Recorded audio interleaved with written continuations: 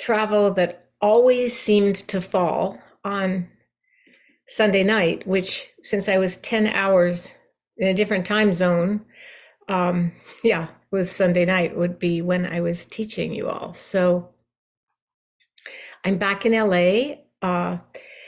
Our apartment is still not ready. I'm very sad to say. Not much happened while we were gone, but I'm staying at the home of my dear friend Teresa Romano. Tere is uh, our Inside LA teacher who teaches in Spanish primarily, not only, but it's her preference since Spanish is her native language. And so she is hosting Jack and me. We're staying at her house for now. And trying to think where I'm located. I think this is still Santa Monica. And so I'm on the unceded lands of the people, the indigenous people who were here long before we were. In this case, I believe it is the Tongva Nation, maybe bordering into the Chumash indigenous people. And I'm just really, really happy to be here again with all of you and grateful to the teachers who taught when during the Sundays when I was not able to be with you, Melissa McKay and Thomas Davis and Jocelyn Hitter, who taught last week. And so this week I want to talk with you a little bit about meditation as ritual that we engage in. But first, let's engage in the ritual and let's meditate together. So finding a frame that works for your body, where you can be, reasonably quiet. Because it's not some rigid, hold your body completely still in some military way. It's really about understanding that as we calm the body and rest quietly and being present, that body and mind are not two separate things. So this is also calming for our minds and allows us to drop into the heart. And as we get ready to do this, I also want to remember to give a shout out to Anissa, who is our loyal moderator today. Thank you, Anissa. You have been here for years, and I appreciate that you're still around helping out. Oh, you're welcome. I wouldn't miss it. It's nice to see you. Nice. Well, I don't see you, but I know you're there. It's early. Okay, so let's begin. I have Tere's little bell here. Let's see what it sounds like.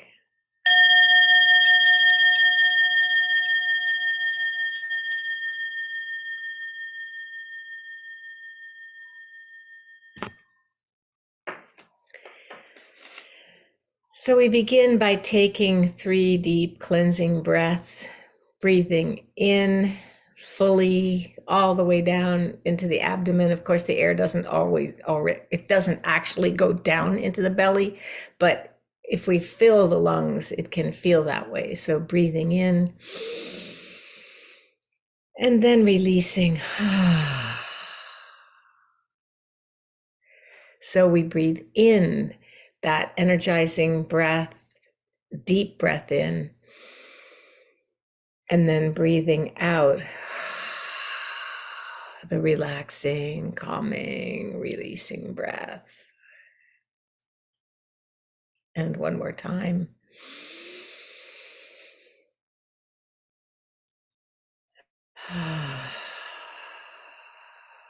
Releasing any tension as you breathe out. And then just allowing the breath to move in its own natural rhythm.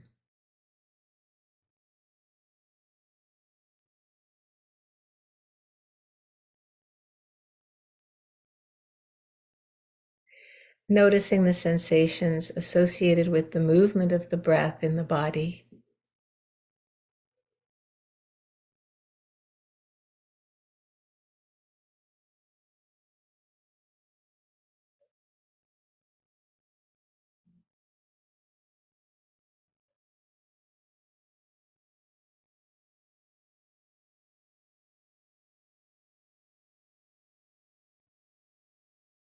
And then opening all the senses, hearing, listening to the sounds of life around you.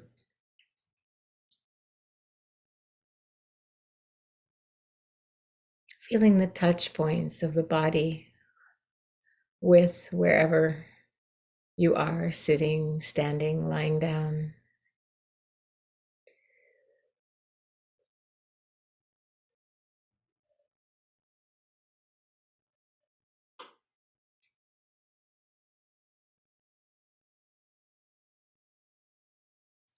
Aware of the visual field, even if your eyes are closed or just half closed with a downward gaze.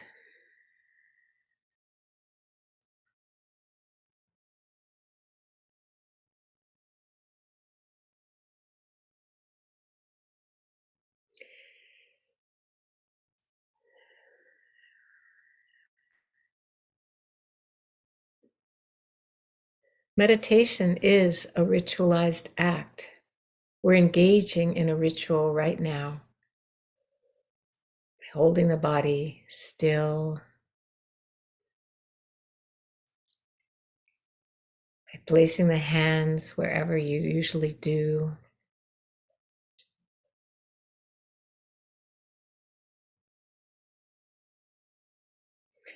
And by taking that backward step, stepping back, just moving the body slightly back into this posture of receptivity,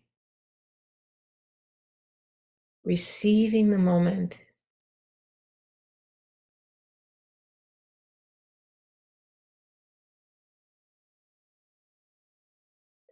receiving each sound, each sensation.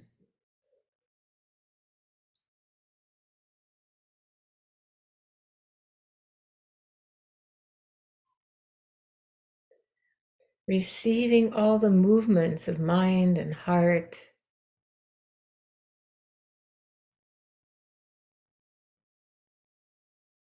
As we sit still.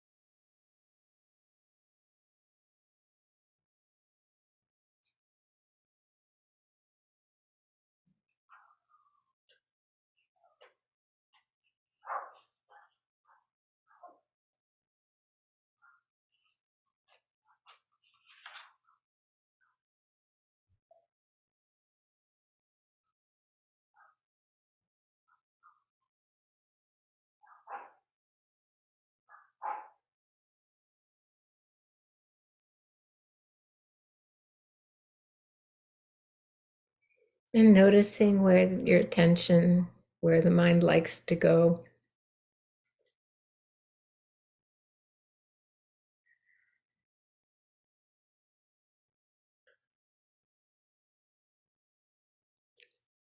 And when it gets lost in leaning into the next moment or memories of what happened before this moment, again, just moving the body slightly back into receiving all the elements, ingredients of this particular moment of presence with your life.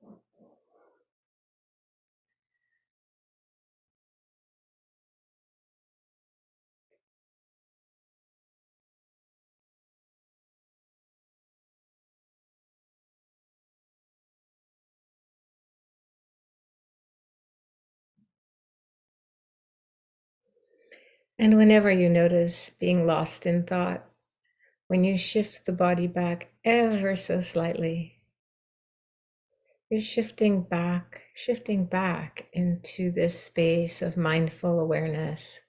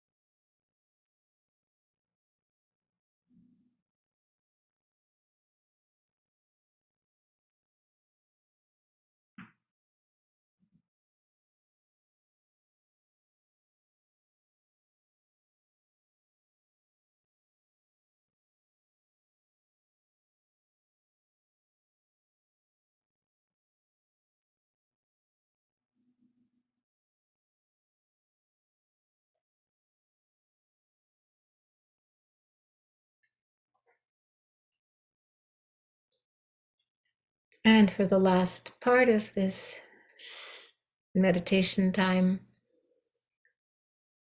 just infusing whatever is arising in your consciousness, infusing the mindful awareness with a little bit of tenderness.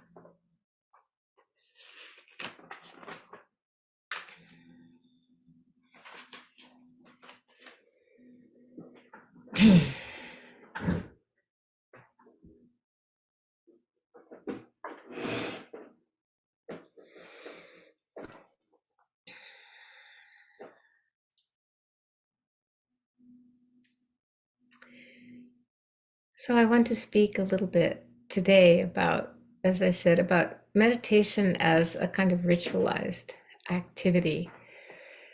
And I was just smiling because I was realizing that next week is the first time in what, 3 years that I will be teaching this group in person. And I really hope that those of you who live, within a workable radius of the place that we're going to be, that Insight LA has chosen for the last, I guess they've been using it for about a year. It's in Culver City. And for those of you who are tuning in from far away, No worries, because it's going to be hybrid. We will also have the Zoom. And I haven't done that yet because I haven't been teaching in person. But after traveling, I really thought I have never had COVID yet. I'm 78 years old. I have to be careful.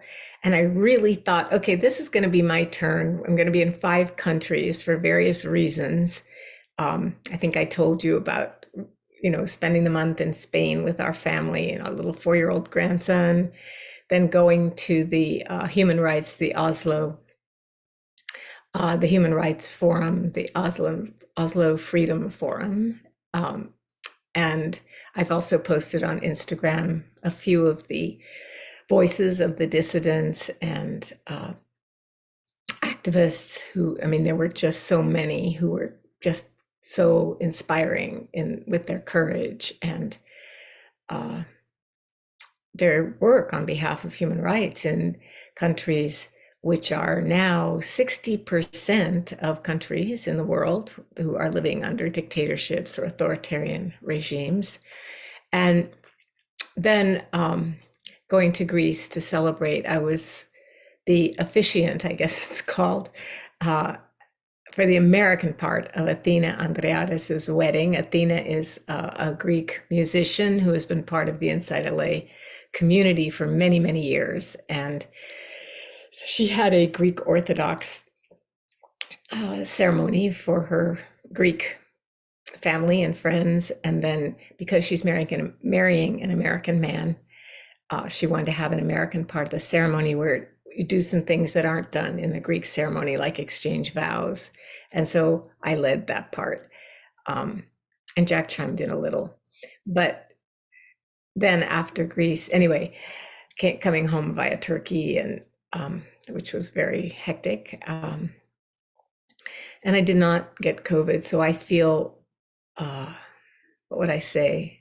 Encouraged. Literally, I have the courage to meet in person finally after all these years, and I can't wait. And I haven't been to this center. I don't know what it's like. I really wish we were coming back to Olympic, but this is more centrally located for all different communities in LA, and we can't afford to have 2 centers anymore like we used to. So I hope I actually get to see some of you in person next week.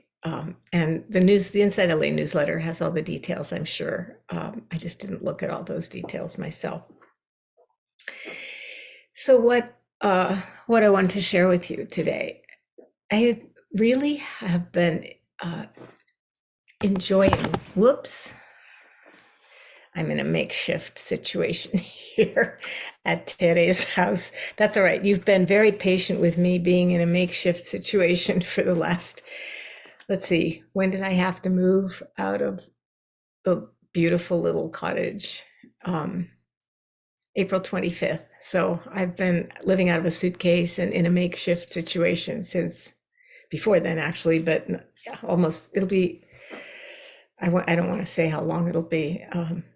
Hoping not too much longer. And thank you for your patience with various glitches or slippages or whatever happens. But the space of ritual is meant to be a sacred space. Ritual is a way of opening into another dimension of life and of experience, a more spiritual dimension. I really thought of it in relation to Athena's wedding and watching the ways that the Greek Orthodox priest created ritual. He had a kind of sprinkling of holy water. Everybody stood up during the entire part, which Athena made quite shortened, mercifully, because it was hot out. Everybody stood up during that whole Greek Orthodox part, which also contributed to the sense of being in a different kind of space, not just sitting down and relaxing, but standing, I guess, as a gesture of respect for the various elements of that ritual. And then how we created a ritual for the American part of the wedding. But what's relevant for us here is that we can create that sense of ritual, and we do every time that you sit down or lie down or set aside a dedicated period of time to be focused and present in a more sustained way than is possible when we're moving around and busy in our lives. And you do it by assuming a certain posture, whether it's a cross-legged posture, kneeling on a bench, sitting in a chair, as I said, maybe lying down, standing up, whatever the way is, there's that sort of arrangement of the body so that we can be still for whatever period of time, whether it's 5 minutes or 45 minutes or however long you meditate during the day. That is also a ritual. Maybe you light a stick of incense. I always used to do that. And then I guess it turned out not to be good for some people for health reasons. And then people called it a hippie toy. And anyway, we always lit a stick of incense. Or maybe you put a flower, or maybe you light a candle. I mean, it doesn't have to be anything complex at all. It's a very simple gesture of just letting the whole organism know we're moving into a different space of consciousness and a different space of being. And of course, it's the same space. That's the beauty of the non-dual teachings, that, that which is, the word tantra actually means weave, the weaving of the so-called sacred, so-called profane, the weaving of the worldly and the spiritual, the interweaving of these dimensions of our life that really are not separate, but that we have to separate artificially in order to connect with the dimension that's usually overlooked or ignored in the busyness of life. And in the context culturally and the societies that most of us are living in, where the sacred is not privileged anymore. And so instead, we spend a lot of time in meditation, first it's just setting the frame. So it's very important, I think. And as I said, you're all doing it in one way or another, whether you think of it that way or frame it that way, to see meditation as a kind of ritualized activity that we do. And it helps us sort of extract our energy from the suffering tracks that are more habitual. For example, so often, so much time in meditation can be spent wanting an experience that you're not having, whether it's an experience of peacefulness or an experience of bliss or enlightenment or whatever it is that you want that you're not having, right? Or a lot of time is also spent not wanting the experience that we're having, or feeling like we're supposed to be having an experience that we're not having. And maybe everybody else is having that experience, but I'm not. Or I'm not supposed to be having this experience that I am having, where I'm just, filled with resentment toward my roommate or toward a neighbor or toward the government or whatever it might be. But I'm not supposed to be having that experience while I meditate, right? I shouldn't be thinking about my aversion to this or that or the other thing. This is suffering. And I feel like the more conscious we are about establishing that space of ritual, it helps us not have to get stuck on those habitual tracks and go down that track. It helps us free our hearts from whatever worries, agitations, concerns might be arising and stirring in our hearts and minds.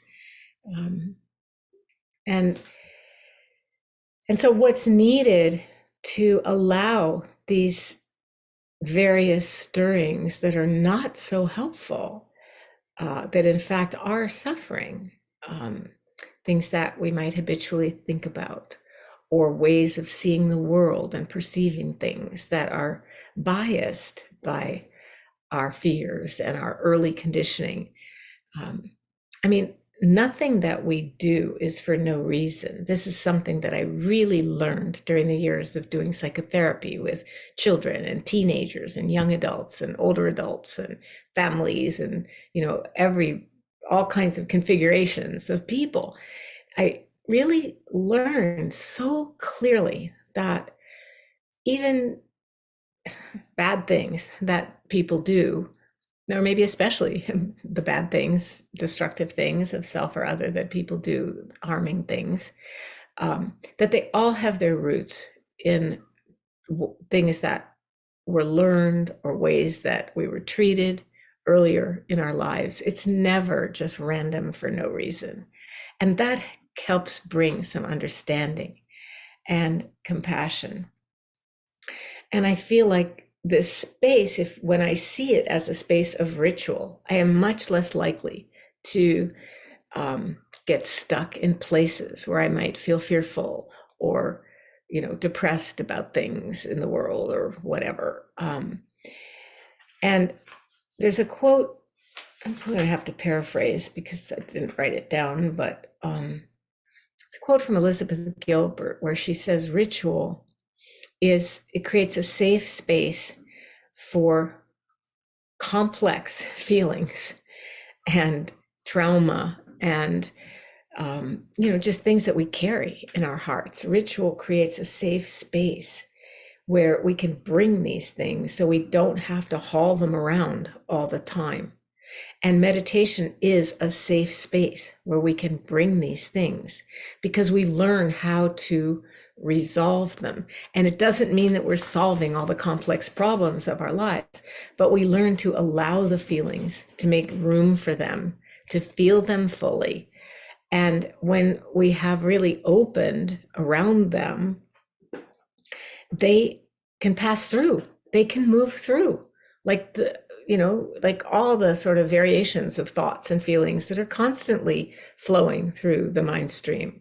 And so since we learn how to do this in meditation, it can give us some sense of control. And I don't mean that we can control the experience that we're having in any overarching way. I'm thinking of it more in the sense of being kindly witnessed, that instead of being a passive victim of the various sufferings that are arising in our lives, in our hearts, that it's workable. This is the beauty of the Dharma. This is what's called the lion's roar, the proclamation of the Buddha's teaching of the Dharma, that whatever we're experiencing can be workable.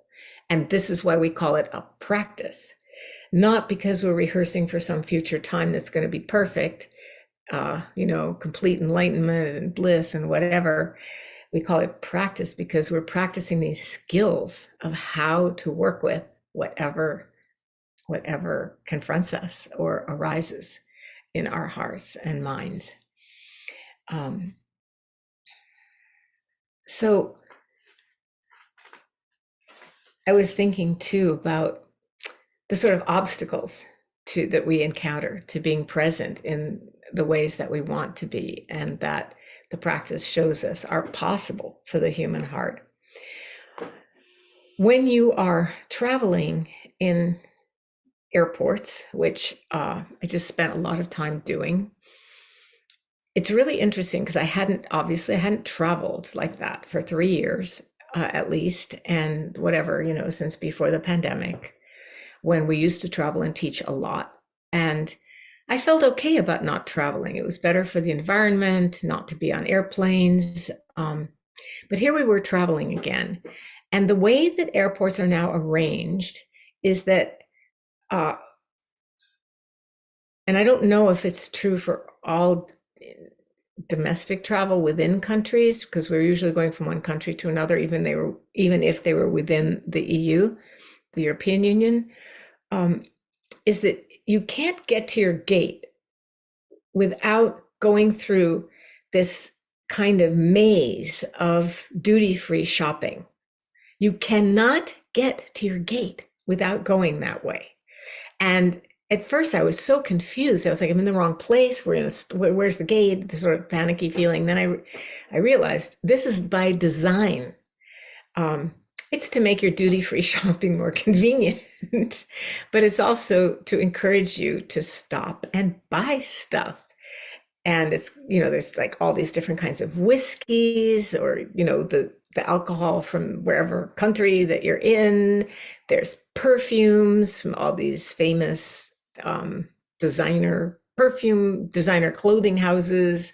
There's watches, expensive watches. I would usually notice the candy, all kinds of candies and chocolates and things, and cosmetics of all kinds, lotions and creams and makeup. And anyway, it's kind of like, if you look at these things as metaphors for the temptations that we're always encountering in our lives. It's like, I remember when I was in high school, I lived in France, and part of the time I lived with my parents, then they went home, and I was actually there on my own from the time I was 15. And I was so tempted by the pastry shops, the pâtisserie. They have the most beautiful decorations in the windows of, little fruit tarts and just layers and layers of yummy things, and beautifully displayed. And it was sort of like an early meditation instruction before I was a meditator, of just saying, just don't go in, just walk past. You can look in the window, but don't go inside.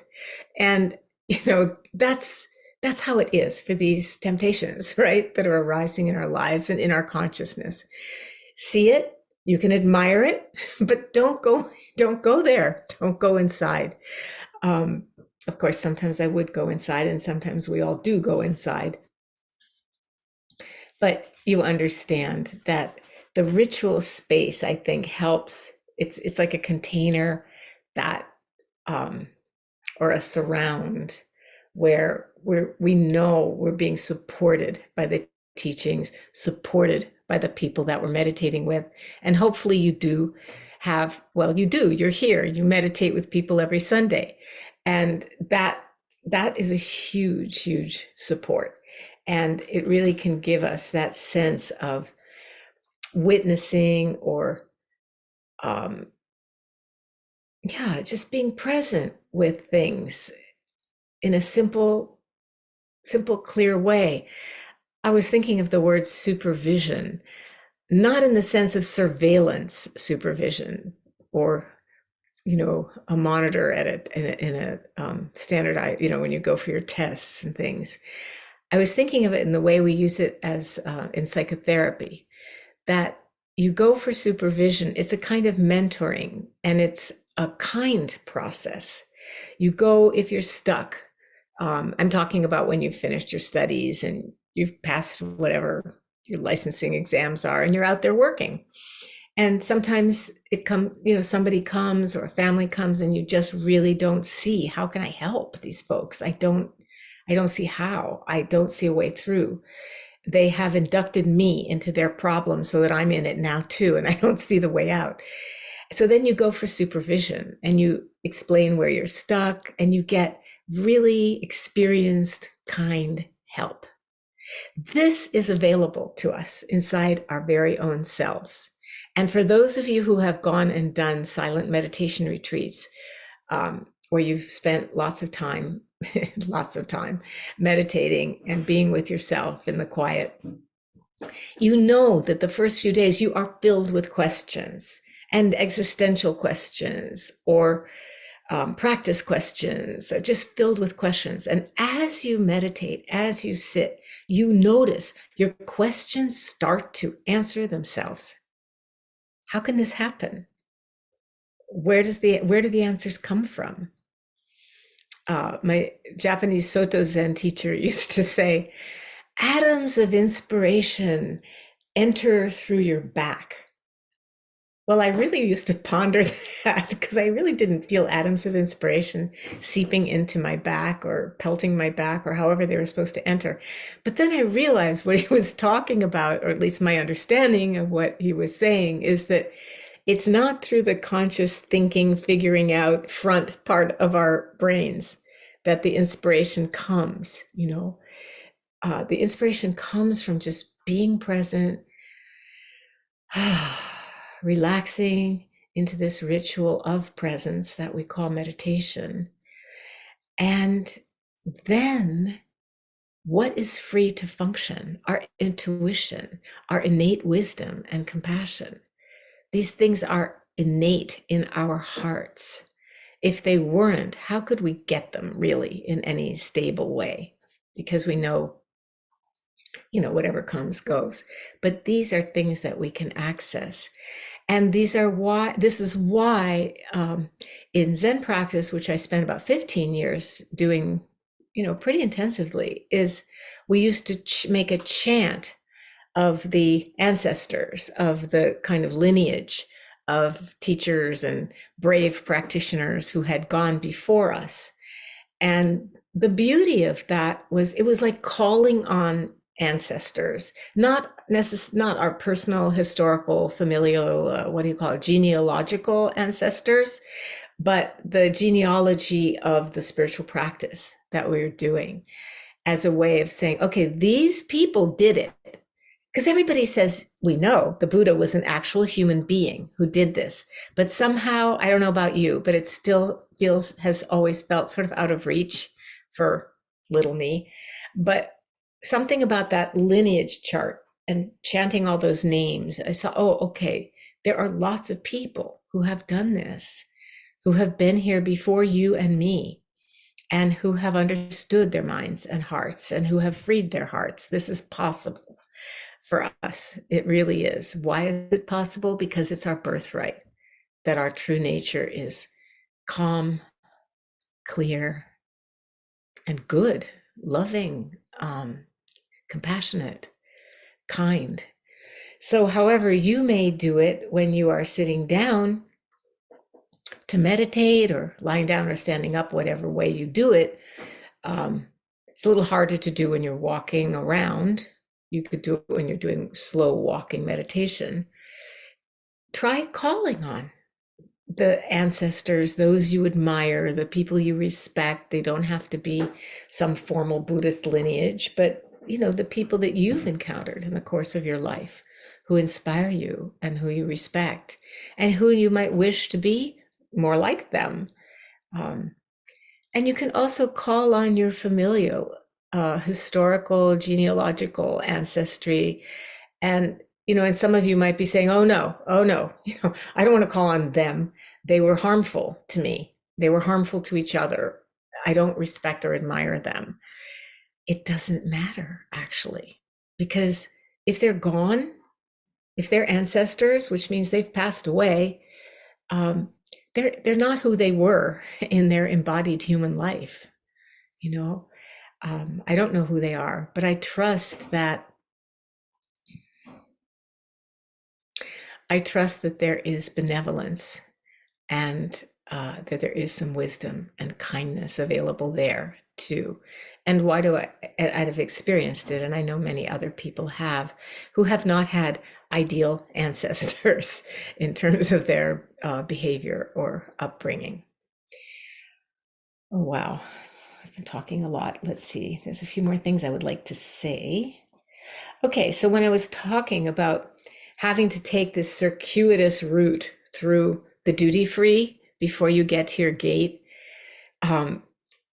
I would be impatient. I want to get to the gate. I want to make sure I'm there. I mean, on time or ahead of time, and I don't want that stuff that's in the duty-free. If I linger there, I will certainly find something I want, probably in the face cream department or something like that. But what if I look at it from a non-dual perspective? Now, I'm talking about the duty-free, but obviously this is a metaphor for other things in life and in your life. What if I looked at, the shelves and shelves of alcohol, of whiskey and fancy this or that alcohol, and thought of, oh, but I actually have access to the warmth and ease and pleasant feeling that a drink can bring. I already have access to this. I know this from my own lived experience and not just from drinking. I know it from my community. I know it from, maybe it's only glimpses, but I know it from my meditation. I know it from my loving relationships, or my kalyanamita, we say, which are spiritual friendships, which is why we have the small breakout groups at the end to foster this sense of friendship and getting to know each other, even though we're online.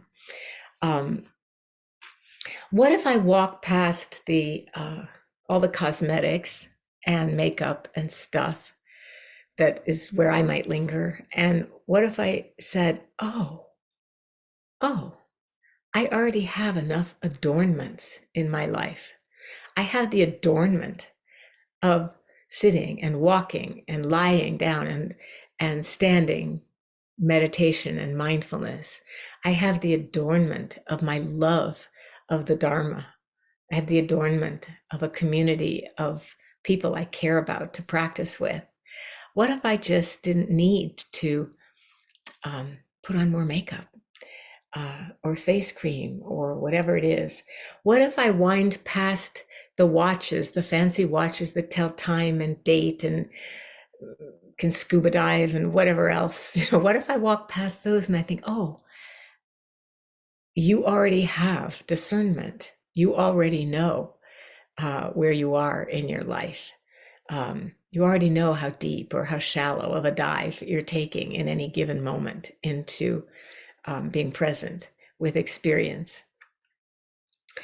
And okay, the other temptation would be candy. I'm just talking for my, you have your own. For me, it would be candies and chocolates and things like that, especially dark Toblerones. They always have those in the duty free. So what if I just acknowledge that I'm blessed and have enough sweetness in my life and that I know from decades and decades, 78 years almost of experience from whenever I was allowed to eat sugar, right? Which was probably very early because in those days, nobody thought of it as bad for you. I used to take my little 2-year-old daughter and we would get Cokes and French fries at McDonald's. Anyway, I didn't know Coke was bad for you. I was a really young mom and I literally did not know. You understand what I'm saying, that there's a way to look at the things that appear to want to captivate us and mesmerize us and induce us into doing something that we might not need to do and it might not be beneficial, actually, whether it's taking that drink or buying that thing, whatever it is. And we can look at them from a non-dual perspective. I don't have to be racing to the gate. I don't have to be rushing to whatever peaceful state I want to be in my meditation.